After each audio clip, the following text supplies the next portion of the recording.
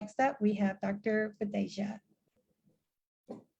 Hi, everyone. Thank you so much for having me tonight. I'm really excited to be here today and share with you all some information about healthy eating and ways that you can think about your diet, and especially ways that you can design your plate. I have a short presentation for you all before we kind of get into a little bit of Q&A. So hang on, let me share my screen. All right, so today let's all make a date with MyPlate. So as I mentioned, I want to talk a little bit about the basics of good nutrition and what it means to really create your plate, thinking about your overall eating habits, especially if you're dealing with any type of lifestyle condition that has a diet component to it, and really discuss different ways that you can start living a healthier lifestyle today. So I want you all to take a minute and really think about what is on your plate. Maybe you already had dinner, or you're thinking about what you're going to eat for dinner today. So think about what you are planning for today, okay? And then how many of you could honestly say that your plate will look something like this? I know that this is a little bit hard to do, right? For most of us, we don't always think about all of these different components, especially when we are thinking about it in a single eating instance. So today I'm going to talk about some different ways that you can think about your plate and think about including a lot of these different food components. And one tool that we have easily at our hands is just MyPlate, which is the way that we can think about all of the different food groups. And this has been designed intentionally for us to think about all the different foods that are going to include important nutrients that contribute to your overall health. So it's important that we include a good variety of all of these different foods every day, as well as throughout the week as well. So like I said, 5 different food groups that are here that are really the building blocks for a healthy diet. And so when you look at this image, it's really designed to help you think about creating about half of your plate with fruits and vegetables.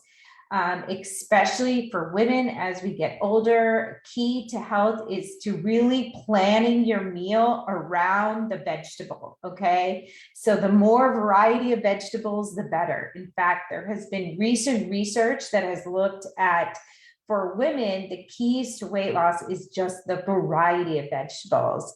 And this particular research said that women over the age of about 35 were key to having about the as many different variety of vegetables as they can, okay? And we're going to talk about each one of these different groups and what's important about those as we kind of head into the rest of this discussion.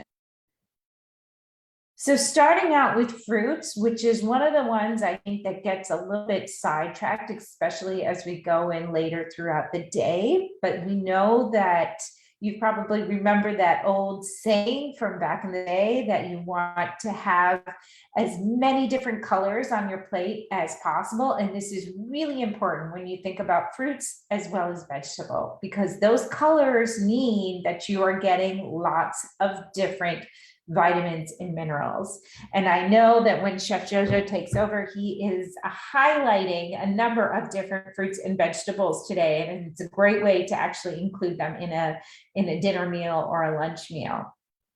But fruits especially, think about vitamins and minerals and fiber. And there's more and more research that's coming out about things like antioxidants, which are really key for your health in terms of helping prevent things like inflammation, chronic diseases, helping fight off certain types of cancer, cardiovascular diseases.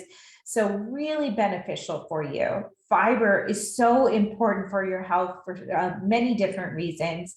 Not only does it help keep you full longer, which helps with things like weight maintenance, but also helps with reducing some of that blood cholesterol, also helps stabilize blood sugars as well if you have an issue with maintaining blood sugars.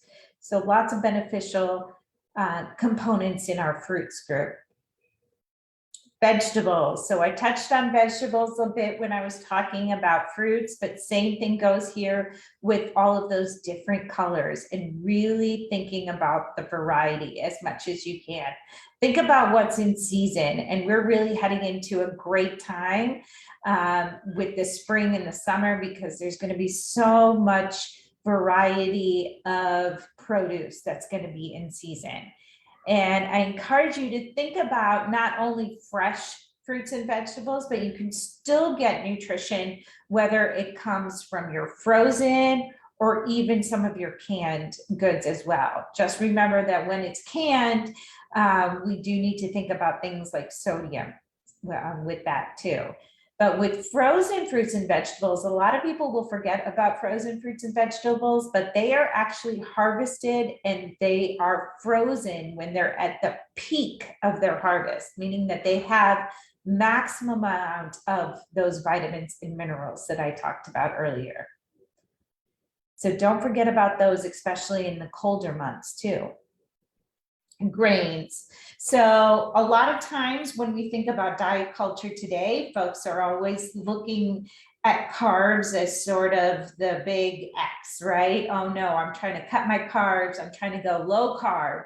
But we certainly do know that we need a minimum amount of carbohydrates and grains for our health. In fact, there's been a lot of research that looks at your gut microbiome. And so having a good amount of carbohydrates to feed that gut microbiome is really important. But when you do think about grains, I encourage you to think about what we call whole grains. Whole grains. So this picture just kind of shows you what the difference is when it comes to a whole grain versus some of those more processed white grains. The whole grains, it really goes back to that fiber that I was talking about with the fruits and vegetables. So same thing goes, we're getting fiber, plus you're getting some really good essential nutrients like B vitamins and some other trace minerals as well, okay? But the key when it comes to whole grains is we really have to get used to reading our food labels, okay? So you have to read the fine print to make sure that you're actually getting a whole grain product. So whether you're talking about whole grain breads or whole wheat tortillas, even if the front of the label says that it's made with whole grains, or sometimes you'll see products that say things like multi-grain, 7 grain, 12 grains, it still may not be a whole grain product unless you look at the food label and that first word says the word whole, W-H-O-L-E. Okay, so it has to be a whole grain or whole wheat. We do know that there are some common whole grains, for example, things like quinoa, oatmeal, those are going to be whole grains. So that could be the first ingredient as well. Okay. The next food group that we want to talk about, proteins. Now, proteins, like I said, when we're thinking about your diet culture, usually proteins are the one that everybody is trying to increase.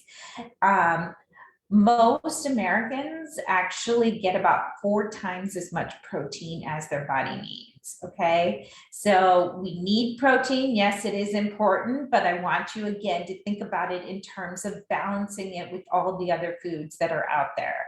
And when you do think about protein, I encourage you to think about it in terms of your animal-based protein and your plant-based protein. Again, looking at what the science says and what the research says, we know that there is a lot of beneficial effects from including plant-based protein, like our nuts and our beans and peas as well, lentils, all of those are going to be really great sources of protein.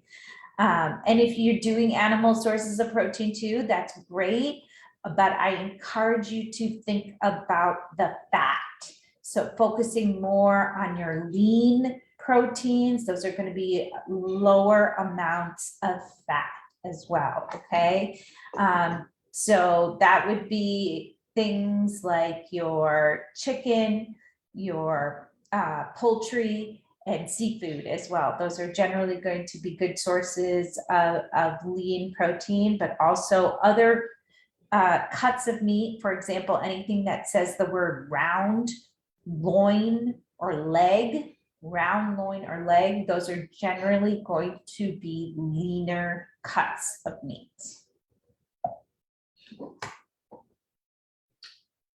And then the last food group that I want to touch upon is dairy. So dairy is also really important. And I know a lot of folks these days are switching to alternative sources of dairy, which is just fine. The biggest nutrient we want to focus on when it comes to dairy is calcium, which is important for every single age group, even as we get older. Plus, you can get a good source of protein as well from different dairy groups. So don't forget about that. Like we were talking about with protein, though, the biggest concern is going to be fat. So focusing more on your low fat or part skim varieties of dairy is also really helpful. Oils, those are kind of considered the complement, right, when it comes to our food groups, because we still need those when we're cooking. So the oils are going to be our fats that are liquid at room temperature, our vegetable oils. There are some healthier types of oils, certainly ones that are going to be more from the plants, like your avocado oils, olive oils. They have some of those good healthy fats to them. For example, the omega-3s and the omega-6s, which we have found to help with reducing things like inflammation. So some key messages that I really want to hone in on is thinking about balancing out your calories, okay? So calories are something that is going to be different for every single person because it depends on not only your age and your gender, but also really is impacted by your activity level. You want to think about your food and enjoy it. We eat for so many different reasons, not only for just the nutrients that I mentioned, but for pleasure and for social reasons. But focusing in on those portions. And one way to really do that is to focus on how your body is feeling. So eating very mindfully. So calories, as I mentioned, they're going to be different for everybody.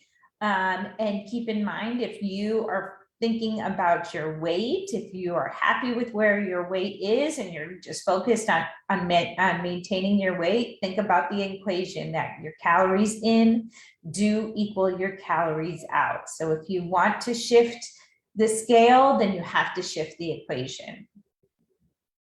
And as I mentioned, portion control is an important component of that category of calories and that equation.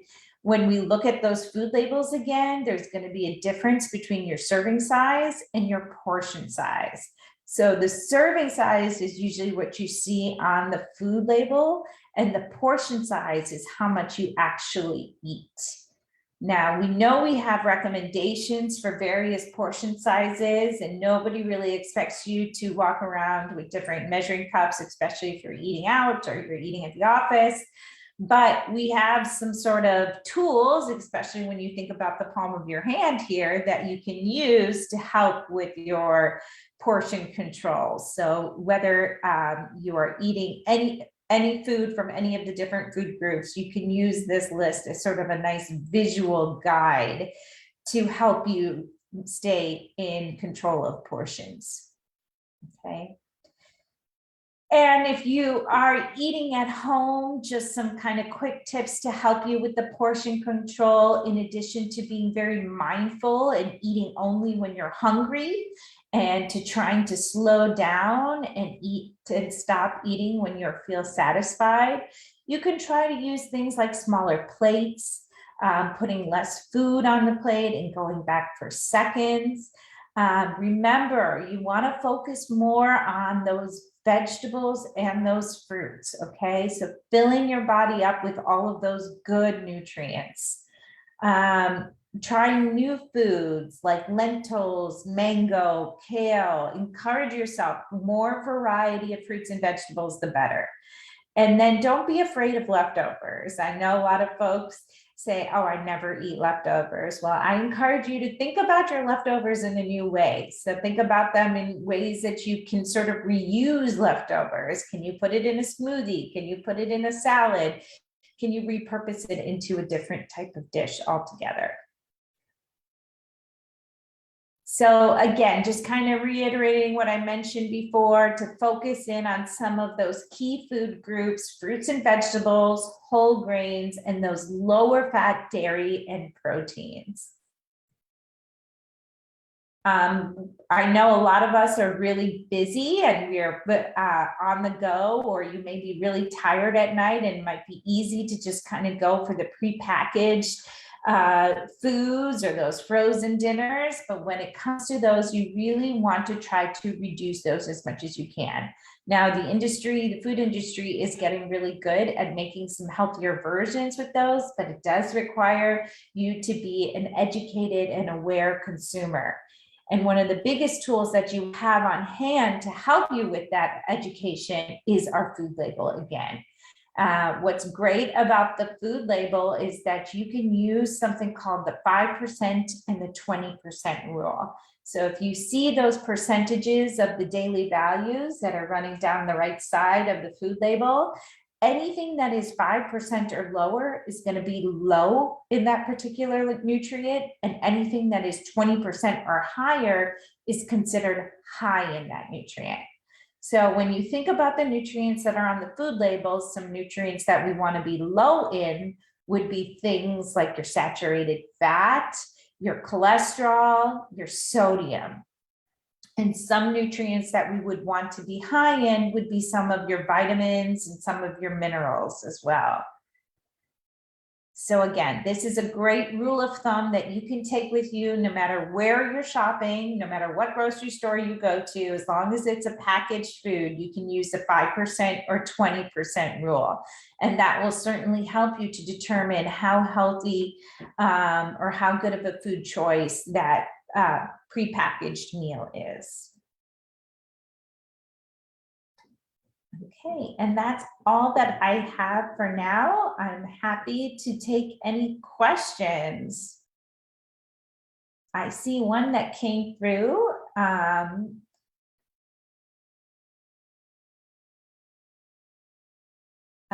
All right, so the question is about weight loss and a calorie deficit. And they would like to know if I should always make up the calories burned working out to get back to that 1300.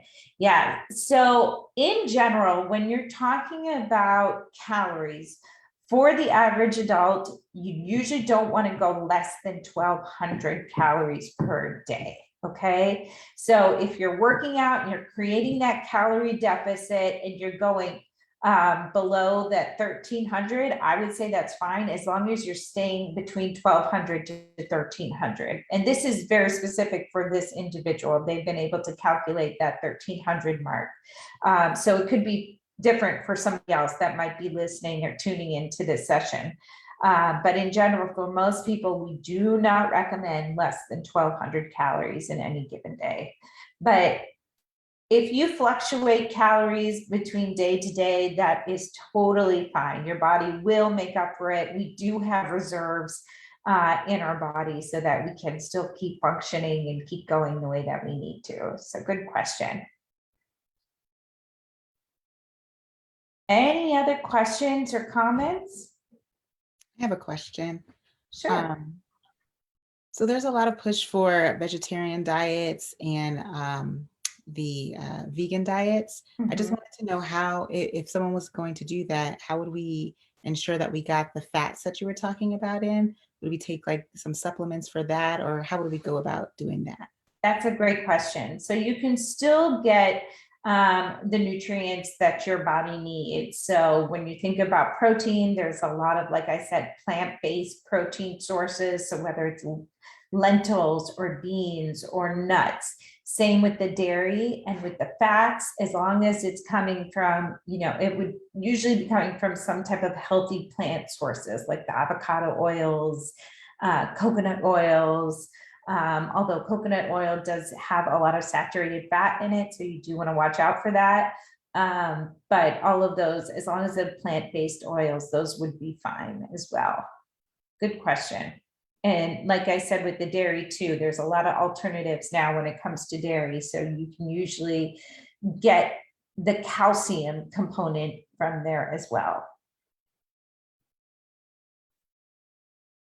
All right, what other questions do we have? Let's see.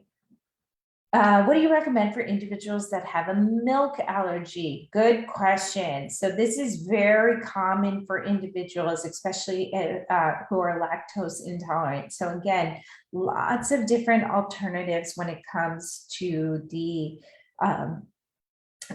dairy alternatives. So you can do the lactose-free milk if it's specifically lactose that you are allergic to or you have an intolerance to. Like I said, the key nutrient that we're looking to cover when it comes to dairy is calcium. Okay, calcium is the key. So as long as you're getting that, then you can cover the nutrients in other food groups. So you can get that with any type of alternative milk protein. Usually they have the same amount of calcium, but they're just going to have differing amounts of protein.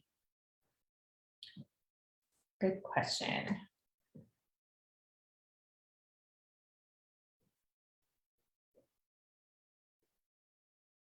What other questions can I answer or comments?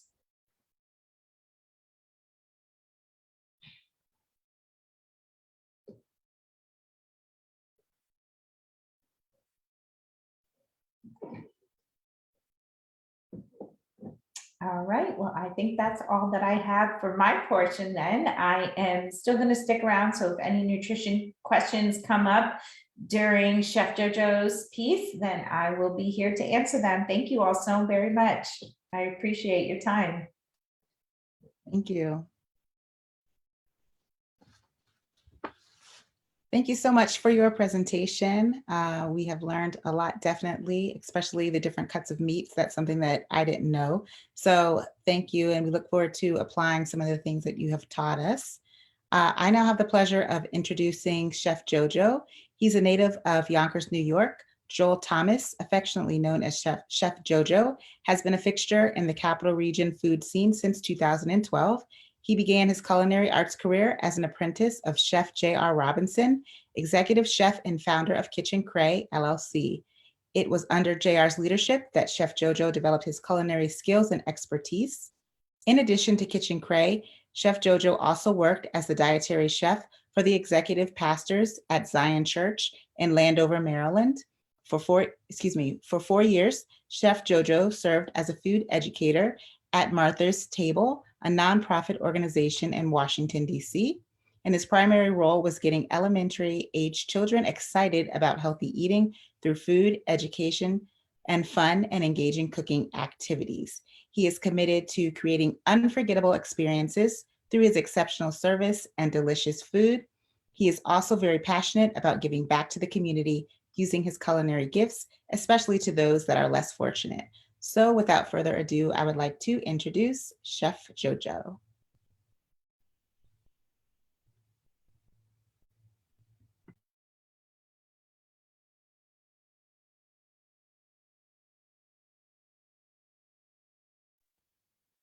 All right. How's everybody doing?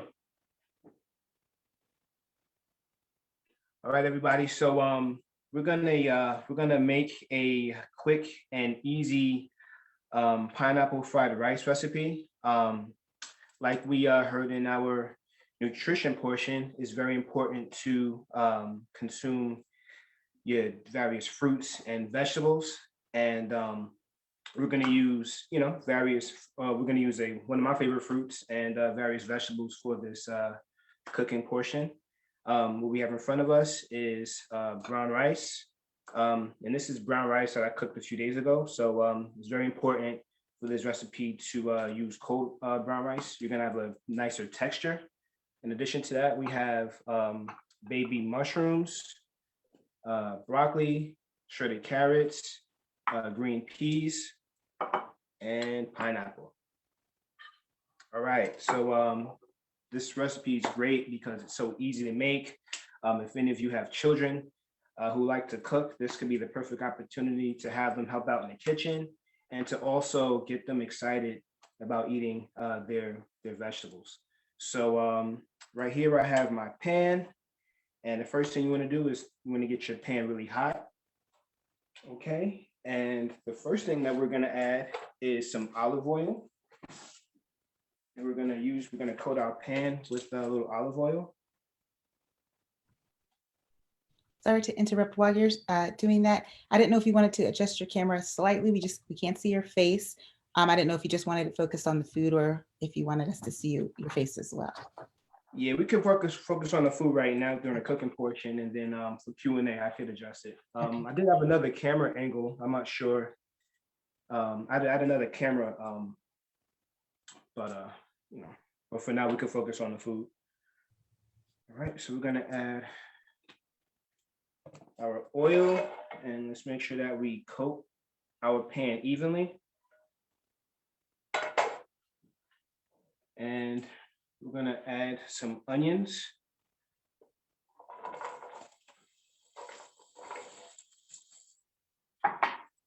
I'm using sweet yellow onions for this right here.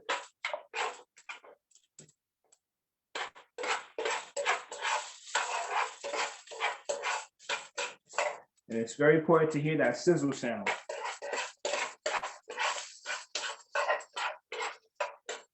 So we're gonna stir our onions around until they caramelize and become translucent. And that's when you'll see the liquid from the onion starting to come out. That's where the flavor is, right? We're also gonna add some chopped garlic, freshly chopped garlic.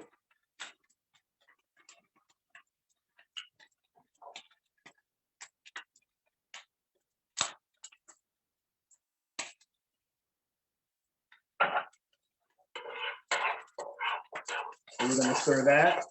And at this point, you should smell the aroma of the onion and the garlic. And it's gonna make, I guarantee you, it's gonna make your kitchen smell so good. And next up, we have some freshly chopped ginger, ground ginger.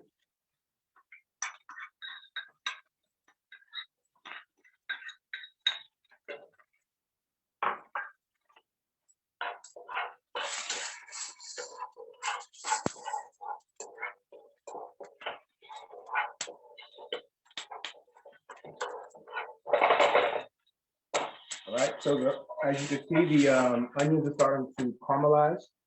They're starting to turn brown. So we're gonna add our first vegetable at this point. We're gonna add our broccoli first. The reason why I'm adding the broccoli is because it takes the longest to cook out of all the vegetables that we have. So we're gonna add our broccoli in, and I'm gonna add all the broccoli.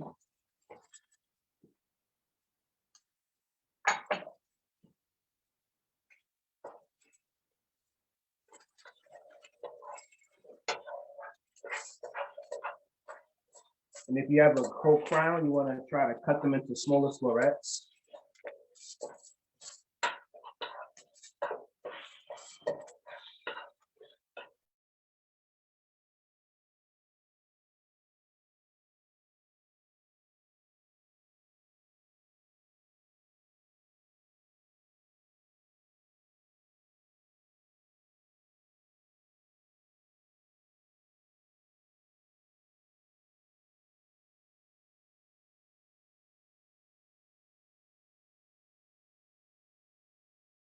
To make this dish very colorful, very vibrant. So you have your greens, your oranges, your whites. And just know that the more colors you incorporate into your meals, the more nutrients you're also going to be consuming as well.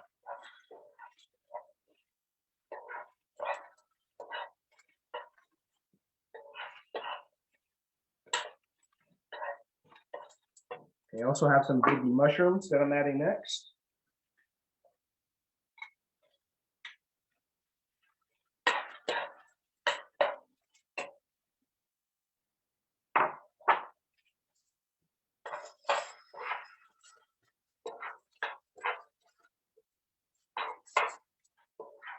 So we want to make sure that all of our vegetables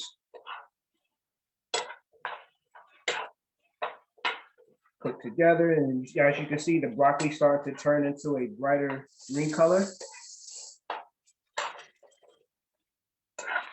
that's what we want.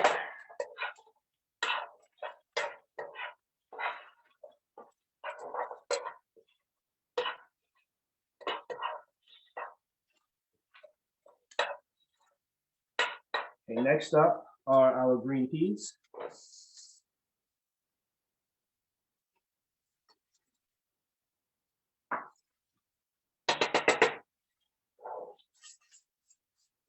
Give it a little flip.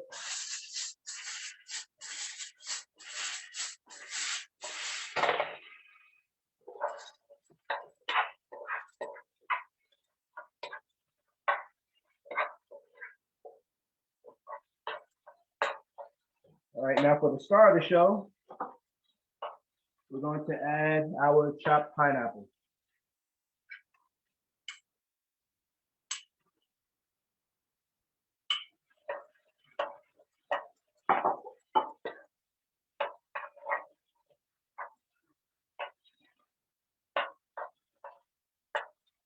So all of our flavors are coming together.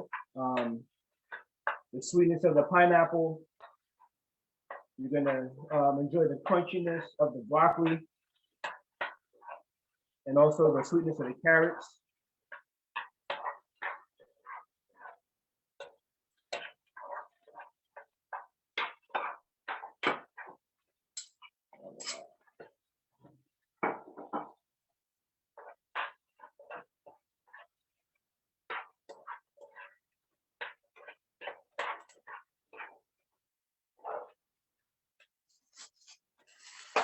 All right.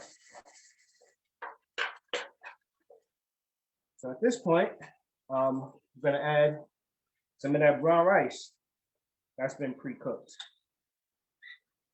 and add that into our pan.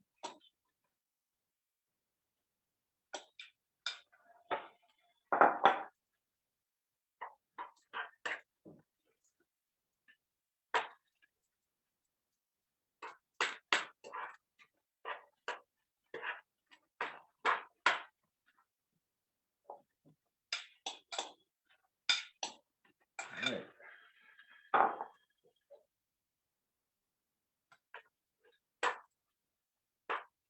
So we're gonna combine all of our ingredients until it's nice and even.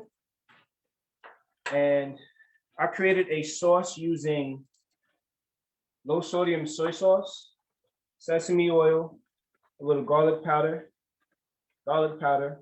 and chili flakes for a little spice, and a touch of honey just to even out our flavors. And we're gonna add that to our pan.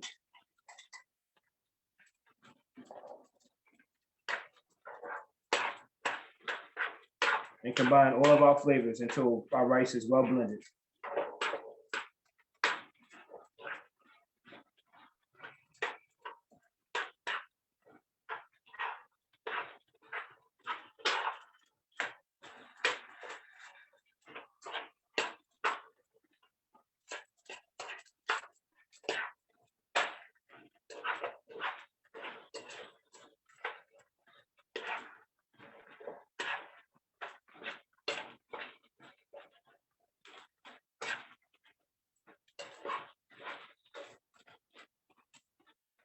So at this point, we have all of our major food groups basically in this one pan, as what was mentioned in our nutrition portion. We have our vegetables, our vegetables being our carrots, our broccoli, our onion, and then we have our fruit, which is our pineapple, the The protein option actually being the mushroom, because mushrooms are a great source of protein.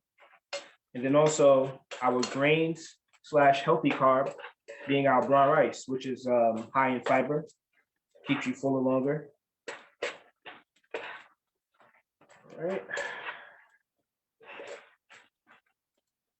This right here could feed about 3 people, up to 3 people.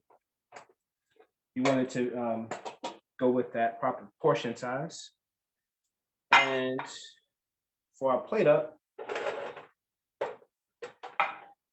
I have a pineapple boat that I made, and we're gonna add our fried rice into our boat for presentation.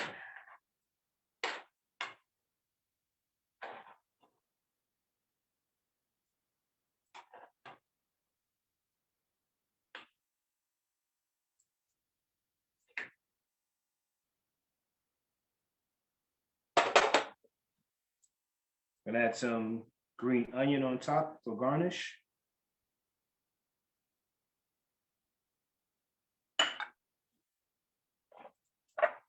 Some sesame seeds as well. And here you have it. There you have it. Our pineapple fried rice.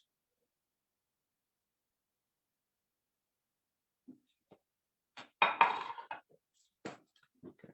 Sorry about that. Here's my face. Here I am.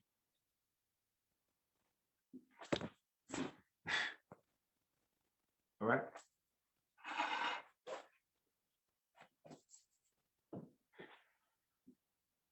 Any questions? There was a question in the chat. It says, can you use frozen veggies or do you recommend fresh vegetables? I would recommend whatever you have.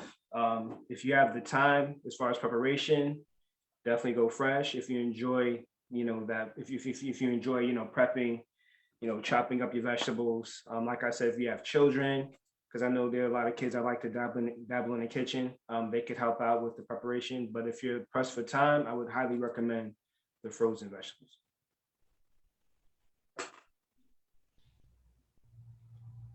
I had a question, Dr. Vadasia, just because of the rice that you made, which looks delicious. I know there's several different types of rice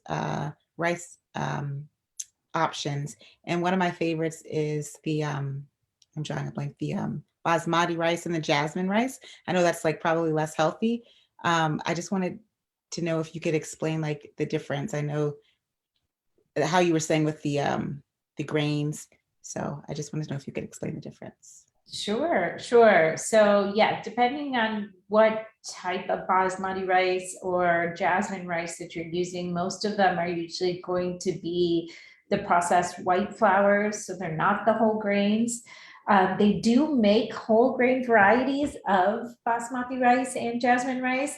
However, I know that a lot of folks, when they're comfortable with white rice, that it's hard to acquire the taste of brown rice. So you can try to do things like a mix of half brown, half white rice to kind of help your taste buds get acclimated to that flavor, if you want to try that. Or the other thing, like I mentioned too, is just the portion control. So loading up on more of the vegetables and the protein, and then, bringing down the portion size of some of the rice too can be helpful. Thank you. Mm-hmm. Do we have any other questions? I'm just looking over in the chat.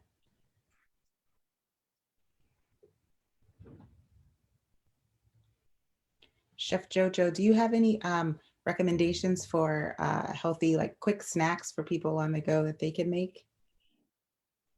If you don't have a nut allergy, I recommend a quick trail mix.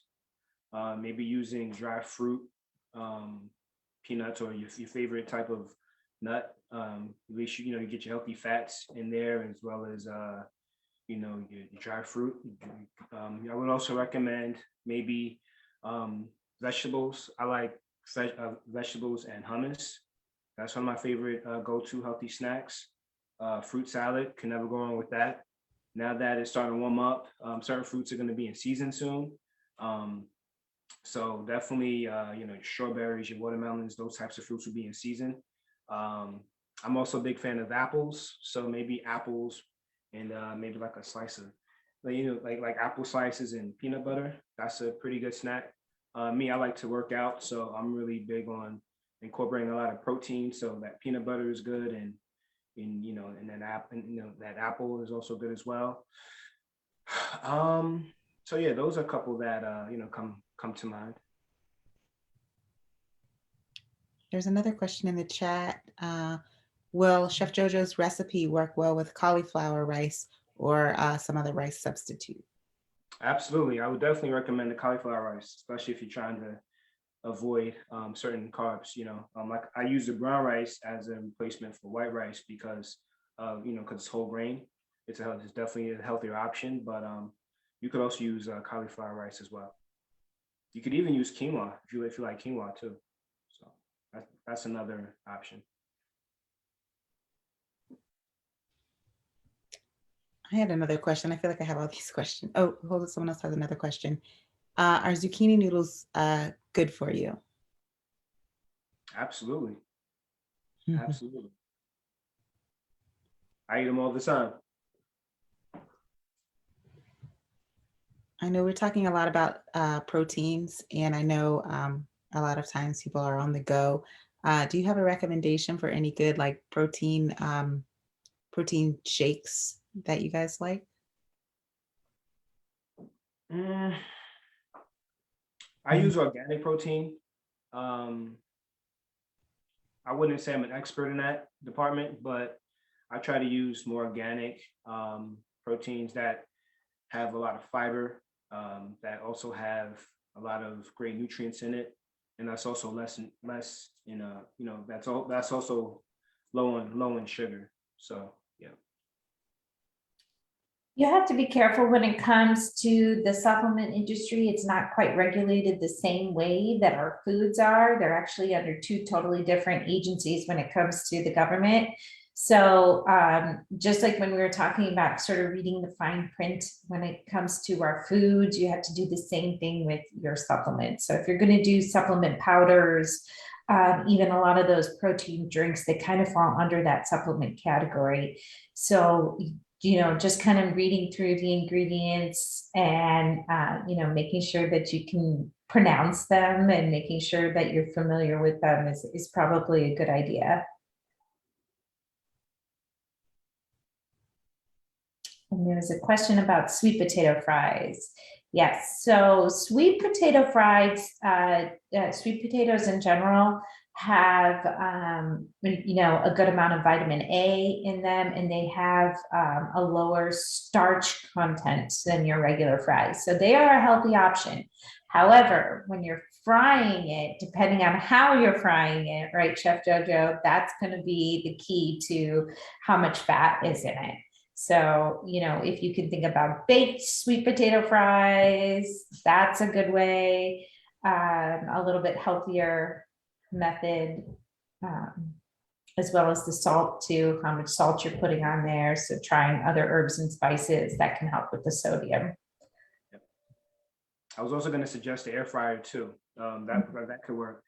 As far as the sweet potato fries, like you mentioned, creating your own spices, you know, instead of using, you know, salt, maybe using a little cumin or some herbs, you know what I mean? Just to kind of like those would give your sweet potato fries a lot of flavor, but then you're also avoiding that extra salt, you know, that, you know, for some people it's, you know, it's important to avoid, you know, because of different health conditions.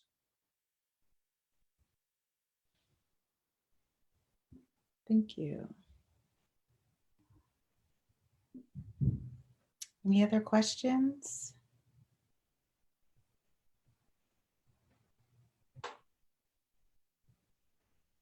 All right. Well, we would like to thank you both for taking time out of your busy schedules to meet and talk with us. We've learned a lot. We look forward to trying out some of the information that you gave us, Doctor, as well as this recipe that you've given us, Chef Jojo. It looks delicious. And once again, we thank you for logging on today. and we hope you have a good evening. Thanks for having Thank you, us. everyone. Have a good night. Thank you.